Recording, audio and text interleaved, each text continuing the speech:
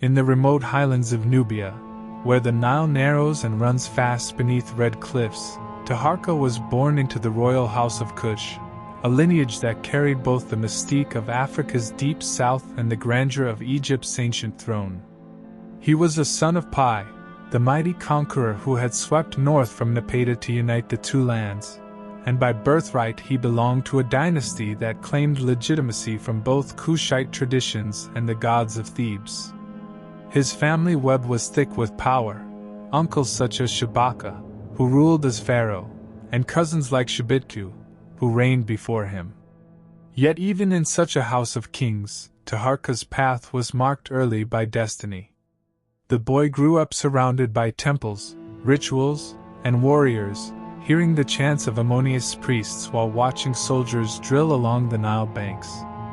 The fusion of divine ceremony and martial discipline would shape him into more than a prince. It made him the chosen heir of both heaven and earth.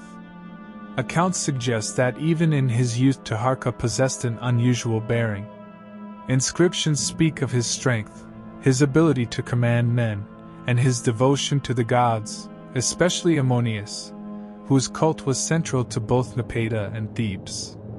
The Cushite dynasty believed its kings were chosen by the divine falcon, and in Taharqa's case the priests of Ammonius reinforced this destiny. His earliest years were thus not simply a childhood but an apprenticeship in kingship. By adolescence he had been entrusted with responsibilities few others of his age could imagine. He was placed at the head of the royal army by Shibitku, his cousin and then pharaoh of Egypt, signaling that even before he wore the crown he was already expected to embody the role of warrior king. This appointment was not symbolic. He marched at the head of men hardened by campaigns, balancing the weight of Egypt and Cush's military might on his shoulders. The moment that first set his name into wider history came when he was barely 20. Around 701 BC, the armies of Assyria, the rising colossus of the Near East, swept into the Levant, threatening Jerusalem itself. It was Taharqa, the young prince, who led the Cushite Egyptian forces against them. The Battle of El Taqi, though dim in detail, shines brightly in its consequence. The Assyrians withdrew, the kingdom of Judah survived, and the reputation of the young commander spread across foreign lands. In later Hebrew scriptures he would be remembered as Taharqa, king of Ethiopia, already regarded as a mighty ruler even before he formally ascended the throne. For Taharqa himself, this victory must have confirmed what his upbringing, his bloodline, and his faith had already instilled, that he was marked for greatness. The transition to kingship came through the death of Shibitku. Whether it was peaceful succession or a storm of intrigue, the sources do not make clear, but around 690 BC Taharqa was crowned in Memphis, the ancient heart of Lower Egypt.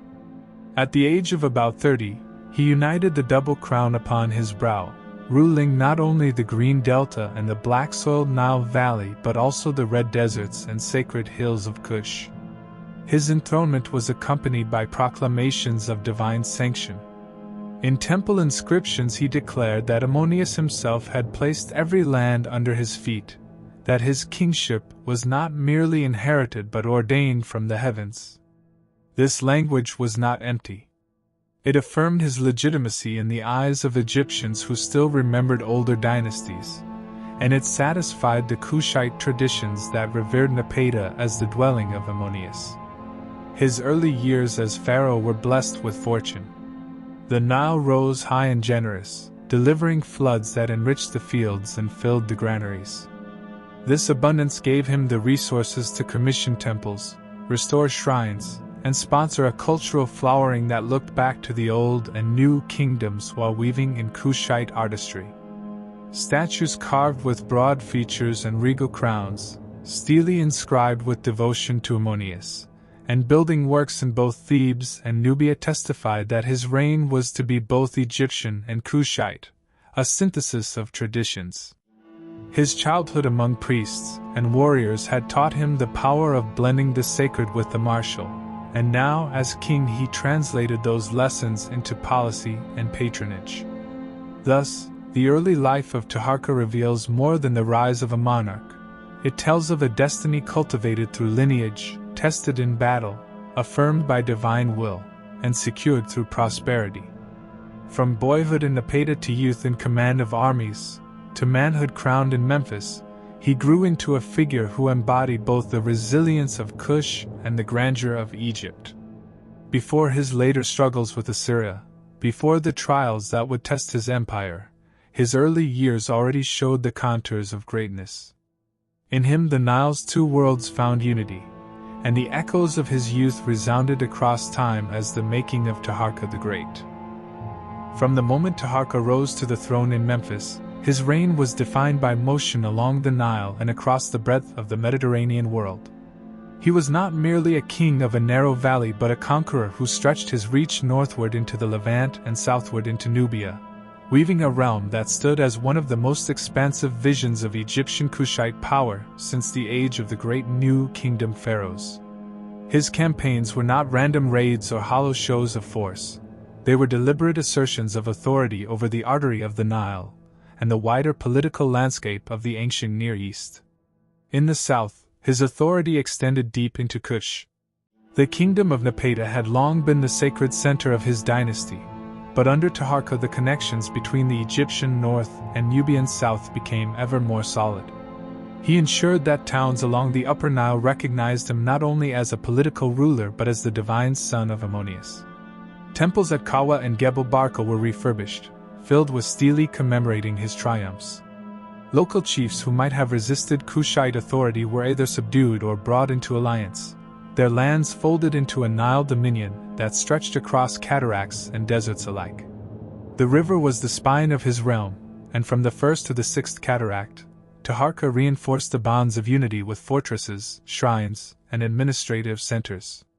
His southern conquests were less about battle than about consolidation, drawing the gold-rich lands of Kush into harmony with the fertile fields of Egypt. Turning northward, Taharqa faced the ever-present pressure of Assyria, the great military machine of the East. Their campaigns pushed into the Levant, threatening cities that had long been within Egypt's sphere of influence. For Taharqa, control of the Mediterranean coastline was both a defensive necessity and a mark of imperial prestige. His armies marched into Philistia and Phoenicia, striking against Assyrian-backed rulers and installing leaders loyal to Cushite Egypt. Cities such as Ashkelon, Ekron, and Sidon felt his presence, as did Judah, whose king Hezekiah had earlier found relief when Cushite forces intervened against Assyrian encroachment. These northern ventures projected power far beyond the Nile Valley, securing trade routes that brought cedar, wine, oil, and precious goods into Egypt. For a time, Taharqa's banners flew proudly in lands once dominated by Thamosa and Ramses, reviving the image of Egypt as guardian of the Levant. Yet the confrontation with Assyria could not be avoided forever. In 674 BC, when the Assyrian king Esarhaddon marched into Egypt, Taharqa met him with a seasoned army and drove him back, preserving his throne and kingdom. This victory was celebrated as proof of divine favor. However, the respite was temporary. Assyrian strength was relentless, and 3 years later they returned in greater force. Taharqa fought fiercely, his troops battling from the delta through Memphis itself, but Assyria pressed harder. Though Memphis fell, Taharqa retreated upriver and rallied anew, demonstrating the resilience of a ruler who would not surrender easily. Again and again he descended the Nile with fresh armies, reclaiming Memphis, challenging Assyrian garrisons, and asserting his authority until overwhelming pressure eventually forced him back toward the south. His conquests, therefore, were not only victories of expansion but also of resistance, bold campaigns that tested the limits of imperial power in an age of shifting empires. Beyond the clash with Assyria, Taharqa's conquests also took the form of monumental building, which itself was a declaration of dominance. At Karnak he raised grand pylons.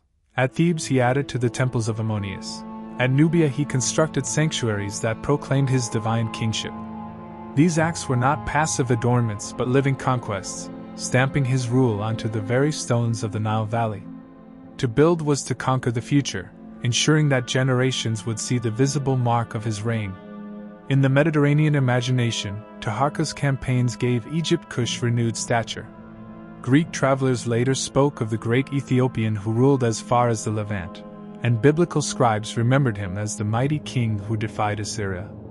Along the Nile, his name was etched into temples and stelae, symbols of a ruler whose power had surged up and down the river, uniting north and south under a vision of greatness. His conquests were not endless victories. He suffered setbacks and eventual retreat, but they were grand enough to place him among the most formidable monarchs of his age. Thus Taharqa's life as conqueror was a continuous journey along the Nile, south to Nubia where he reaffirmed the sacred seat of his dynasty, and north to the Mediterranean where he contested empires and projected Cushite Egyptian might into the wider world.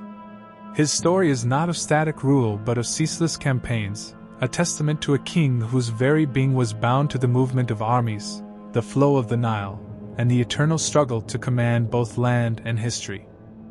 Taharqa's reign remains one of the most remarkable chapters in the long history of the Nile Valley, not only because of the scale of his achievements but also because of the proof that still stands in stone, temple, and inscription. When he ascended the throne in Memphis around 690 BC, he inherited a kingdom stretching from the delta to the sacred hills of Napata. This throne was not merely an Egyptian seat of power but the culmination of generations of Cushite ambition, the vision of Pir, Shabaka, and Shabikku realized in his person. He became pharaoh of both Egypt and Cush, wearing the double crown, and in doing so he reached a pinnacle of prestige that rivaled the grandeur of the great New Kingdom rulers. His court was filled with wealth, his name echoed in foreign lands, and his monuments proclaimed his legitimacy as both king and God's chosen. Wealth under Taharqa was visible in the abundance of resources that flowed into his treasuries. The Nile, swollen by years of high floods, delivered prosperous harvests that filled storehouses. From the south came Nubian gold, ivory, ebony, ostrich plumes, and exotic animal skins, the lifeblood of luxury and ritual. From the north and east came cedar wood from Lebanon, wine from Phoenicia, oils, incense, and crafted goods, traded along the caravan and maritime routes that his armies and alliances secured. He defied Assyrian restrictions to obtain the prized cedars of Lebanon, proving that Egypt under his reign was no passive subject but a rival with its own networks. These trade routes gave his kingdom an international dimension, making it a crossroads of African, Mediterranean, and Near Eastern commerce. In today's terms, one might compare his dominion to a modern state commanding vital economic corridors, with resources equivalent to oil and rare minerals, exporting wealth to the wider world while enriching its own temples and palaces. Monuments are the most enduring testimony of Taharqa's ambitions. At Karnak, he expanded the sacred precinct with pylons, colonnades, and kiosks that stood alongside works of earlier dynasties, making clear that the Cushite line was no lesser heir to Egypt's glory. At Luxor, he raised colossal uraei, monumental cobras that guarded the sanctuaries of the gods. In Nubia, he established great temple towns, places where religious devotion, administration, and economic life intermingled. At Kowa, his temple and shrine honored Amun and bore inscriptions of his devotion, depicting him as chosen by the divine falcon and blessed with eternal rule. At Jebel Barkal, he enlarged the sanctuary so that it rivaled Karnak itself, binding Cush and Egypt in shared worship. Even in death, his ambition was unmatched.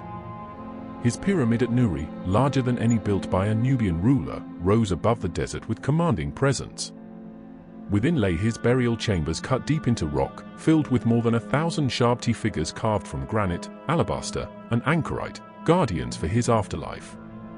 These structures were not just resting places or ceremonial buildings, they were declarations carved in stone that he had ruled with divine favor and intended his memory to stand for eternity. The archaeology of Taharqa's reign provides clear proof of his existence and his achievements. His granite sphinx, recovered from Kowa, now sits in the British Museum, its features blending Cushite strength with Egyptian regality. His shrine from Kowa, today in Oxford's Ashmolean Museum, is one of the best preserved Egyptian-style monuments from Sudan, its walls still alive with images of the king in communion with gods from across the Nile Valley. Inscriptions from Sanam list conquered peoples, while reliefs at Karnak record his victories and benefactions. Statues found at Kerma and Thebes bear his likeness, unmistakable in their Nubian features and pharaonic crowns. His pyramid at Nuri still towers, though weathered, as a monument to his power. These finds are not scattered whispers but a chorus of evidence that affirms his reign in the material record, leaving no doubt that Taharqa was more than legend. To measure his wealth and power against today's standards is to recognize the magnitude of what he commanded. He controlled not only fertile farmlands but also the gold mines of Nubia, the trade in luxury goods, and the vital riverine artery of the Nile itself. His palaces, though less well preserved than his temples, would have stood as centers of opulence, decorated with imported woods and filled with fine vessels of faience, bronze, and gold. He was remembered in foreign lands, in the Hebrew Bible as the king who challenged Assyria, and in Greek memory as the Ethiopian ruler who once held the East at bay. His achievements combined military might, economic prosperity, cultural renaissance, and divine legitimacy into one reign that embodied the spirit of both Egypt and Kush. Taharqa's monuments, his pyramids, his temples, his inscriptions, and his statues are more than ruins, they are living voices of a king who sought to command time itself. In the silent sands of Nubia and the sacred halls of Thebes, his presence endures, as real and as commanding as when he once sat upon the throne of the two lands. When Taharqa's long reign finally gave way, the question of succession was no mere family matter but the fate of an entire dynasty that had bound together Kush and Egypt in one kingdom. His nephew Tanwetamani, son of Shabaka, stepped into the place of kingship, carrying the hopes of the Cushite line as Assyria's shadow grew ever darker. Tanwetamani inherited not only the crown but the legacy of defiance against the great Mesopotamian power. From his seat he proclaimed the renewal of rule over both Upper and Lower Egypt, his inscriptions at the sacred mountain of Jebel Barkal describing a divine dream in which Amun himself gave him authority to wear the crowns. He marched north to assert this destiny, clashing with native princes and Assyrian forces alike. For a brief moment, Memphis and Thebes acknowledged his power, and the Kushite presence in Egypt was revived. Yet Assyria struck back with overwhelming force, driving him down the Nile, and in 663 BC Thebes was sacked, its treasures carried off in one of the most devastating blows in Egyptian memory. Though Tanwetamani retreated to Nubia and continued to rule there as king, his defeat marked the effective end of the Kushite hold on Egypt. The throne in Egypt then shifted to the Site princes of the Delta, backed by Assyrian might. Samtikai, of the 26th dynasty, rose as the new master of the two lands, and though he claimed the traditional titles of pharaoh, his authority was born in the aftermath of Kushite expulsion. The line of Piya, Shabaka, Shabitku, and Taharqa no longer sat in Memphis or Tanis but in Napata, where their pyramids rose against the desert sky and where the rituals of Amun continued. For nearly a century after Taharqa, the kings of Kush still called themselves rulers of Upper and Lower Egypt, still crowned themselves in the ceremonies at Jebel Barkal, but these were claims more spiritual than political. Egypt itself no longer bent to Napata's authority. The lineage after Tanwetamani remained powerful in Nubia, and names like Atlanersa, Senkermaniskan, and Aspelta carried forward the traditions of pyramid building, temple patronage, and devotion to Amun.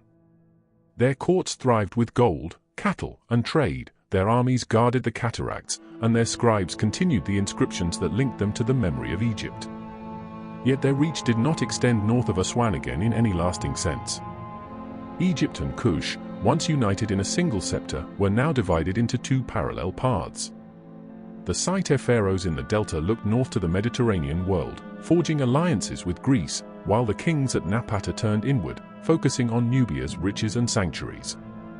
The Kushite dynasty's claim to Egypt was never forgotten, and even in later centuries their monuments still declared their authority over the two lands. But in the political reality of the 7th century BC, their hold had slipped. The last decisive blow had been the sack of Thebes, the devastation of the city of Amun, a wound that neither Tanwetamani nor his successors could heal. In time, the capital of the Kushite kings shifted further south to Meroe, where new styles of art and writing emerged, blending African and Egyptian traditions into a distinct culture. The lineage of Taharqa continued in that southern kingdom, building pyramids and temples, commanding trade, and ruling for centuries, yet the dream of holding both Nubia and Egypt under one throne had ended. The moment when Taharqa's heirs lost Egypt was not a sudden collapse but a gradual retreat under relentless pressure. Assyria's armies made the breach, and Egypt's Cushite dynasty sealed the division. What had once been a golden vision of a united Nile world faded into memory, preserved in the monuments left along the river and in the tombs of Napata. The Cushite kings remained sovereign in their own right, but never again would they rule from Memphis, never again would they stride through Karnak as uncontested lords of both Upper and Lower Egypt. The dynasty that had risen in triumph with Pir and flourished under Taharqa ended its Egyptian chapter in exile, its power redirected to Nubia, where the line endured, proud but separated, guardians of a legacy that had once shaken empires.